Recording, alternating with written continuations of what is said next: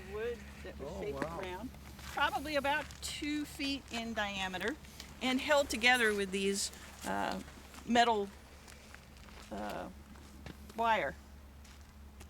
Wow. And that was what they carried water in, huh? Yeah, so Wow.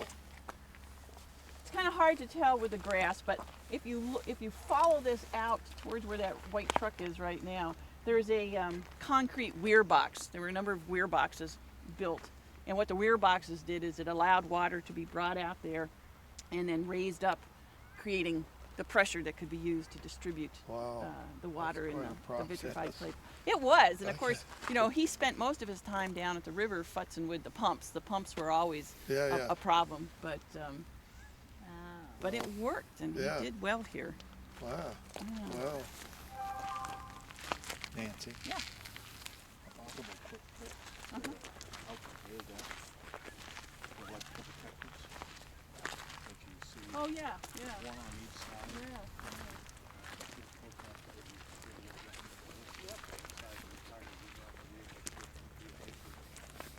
But I'm sure that's $500,000 too. Well, for the government.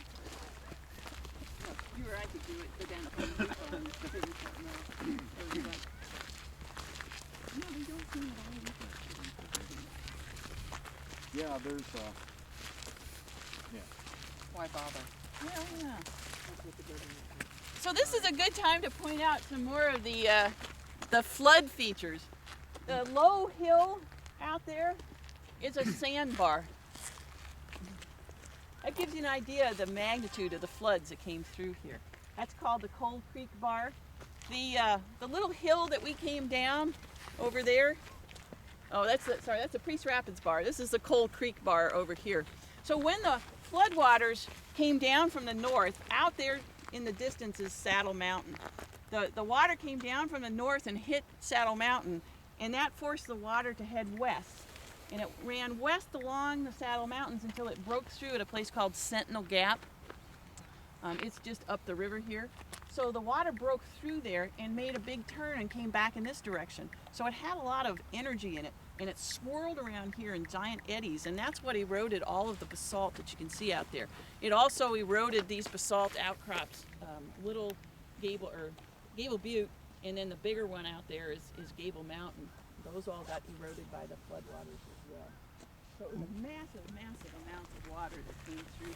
They come through all the time, or was it just one big time? It happened, they estimate, that probably maybe 30 or 40 times Oh, wow. over a period of probably about 6,000 or 7,000 From the north, huh? Yeah, from Montana area. Oh, wow. Yeah, it's still an evolving science. There's still the first guy who came up with it actually got drummed out of the National Geological They thought he was crazy. heresy. Get out of our organization. Yeah. And it was about 30 years later when we started flying airplanes over this area, and they looked down and went, "Holy crap! It looks like a beach." It looks like giant ripple marks. What's the pile of stone right here? Is that what was the house? Well, The pile some of of it stone could have here? come from the house. Some of it could have come from the fields. You know, if you look way out there, there's another row of rocks and stuff. That'd be cool if they'd restore the house. This So looks walk new, through this it. cement right here.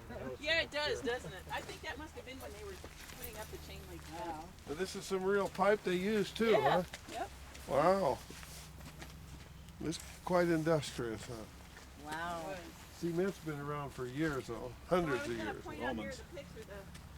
Oh. The picture doesn't really give it justice. But so there's the windmill. Oh, yeah. This is the cookhouse, so you can see these two windows here, and then the door Oh. right there, and then this is the storage building Oh. outgoing this way. Oh. So they had a house and then a is cook, the oh, house cookhouse and a for all cookhouse. the people, huh? Isn't it gorgeous? Yeah. Yeah.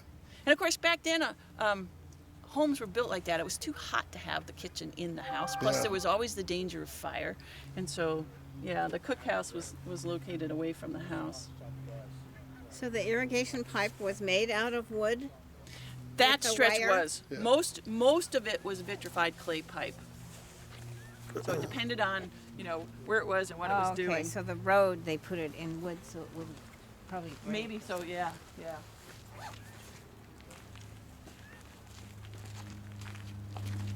Okay, time to head back. Or head All right. out. Onward. Next stop.